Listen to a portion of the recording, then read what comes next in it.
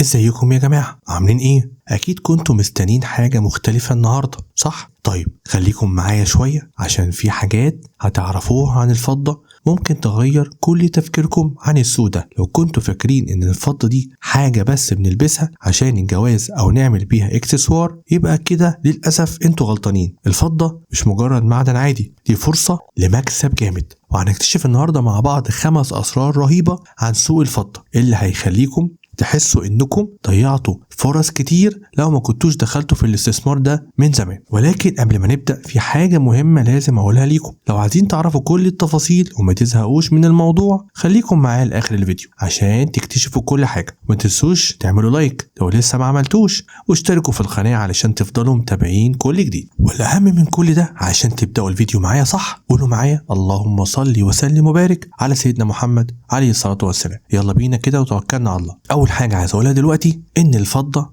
ارخص من الذهب. الكلام ده مظبوط، بس ده مش عيب، بالعكس ده ميزة كبيرة. يعني لو كنت حابب تبدأ استثمار في المعادن الثمينة، الفضة هتديلك فرصة أكتر بكتير عشان تشتري كمية أكبر. لو عندك شوية فلوس ممكن تشتري كمية من الفضة أعلى بكتير مقارنة طبعا بالذهب بنفس السعر تقريبا. يعني تقدر تجيب أكتر وتستثمر أكتر، وده بيخليك تضمن إنك هتكسب أكتر مع الوقت. الفضة دي مش حاجة بنشوفها بس في الخواتم أو الإكسسوار، دي حاجة بنقدر نستثمر فيها ونحقق منها ربح زي الذهب ويمكن أكتر كمان. النقطة التانية وهي إن الفضة أقل تقلبا. هتسألني يعني إيه الفضة أقل تقلبا؟ هقولك باختصار، الفضة مش زي الذهب اللي ممكن فجأة سعره يطلع وينزل بشكل كبير. يعني لو كنت حابب تتجنب السوق اللي مليان تقلبات، الفضة هي الاختيار الصح. أكيد في بعض الفترات بيحصل تقلبات، بس الفضة بتكون أكتر استقرار من الذهب. وطبعا لو ركزت في الوقت الصح ممكن تشتري بسعر رخيص جدا وتبيع في وقت الأسعار بترتفع فيه بشكل كبير. وعشان تضمن ان أرباحك هتبقى ثابتة لازم تتابع السوق صح وتكون عارف امتى تشتري وامتى تبيع. نيجي بقى للنقطة الثالثة. الفضة ليها استخدامات صناعية ضخمة. هل عرفت قبل كده ان الفضة مش بس للإكسسوار أو الزينة؟ الفضة ليها استخدامات صناعية ضخمة جدا. يعني مش لوحدها سلعة بتتداول في السوق، لا ده في صناعات زي الإلكترونيات، الطاقة الشمسية، وحتى الطب. في صناعة الأدوية كمان بنستخدم الفضة في تطهير المية.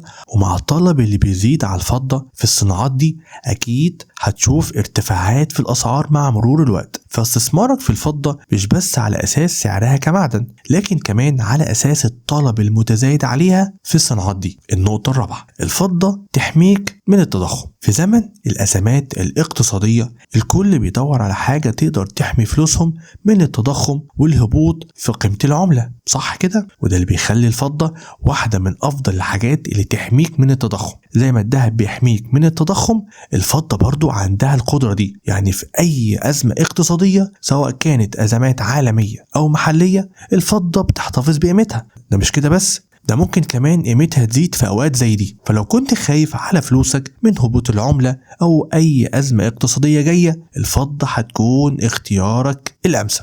والنقطة الخامسة، الفضة مخزون استثماري. عايزك تعرف ان الفضة مش مجرد سلعة بتشتريها عشان تلبسها وتستعرض بيها. الفضة ممكن تتحول لمخزون استثماري طويل المدى. يعني لو اتعلمت ازاي تستثمر في الفضة هتقدر تحوش بيها زي ما بتحوش في الذهب او العقارات. الاستثمار في الفضة لو اتعمل بالشكل الصح بيكون ليه مكاسب كبيرة جدا في المستقبل. الفضة مش زي الاسهم اللي ممكن تغرق في أي لحظة، لكن المعدن نفسه قيمة ثابتة. ودي من الحاجات اللي ممكن تدخلك في عالم الاستثمارات الصعبة بس المربحة. يعني لو كنت عايز تعرف ازاي تضمن دخل ثابت من الفضة، الفيديو ده هو البداية. لو كنتوا فاكرين ان الذهب هو الملك، النهاردة شفنا مع بعض ان الفضة ممكن تتفوق عليه في حاجات كتير. لو عجبكم الفيديو يا ريت تعملوا شير لاصحابكم علشان يعرفوا الحكاية دي، وتخلوا كل الناس تتابع القناة وتستفيد زيكم. وانا مستني اشوف رأيكم في التعليقات اسفل الفيديو. قولوا لي اكتر نقطة عجبتكم في فيديو النهاردة، ولو في حاجة مش واضحة انا موجود في التعليقات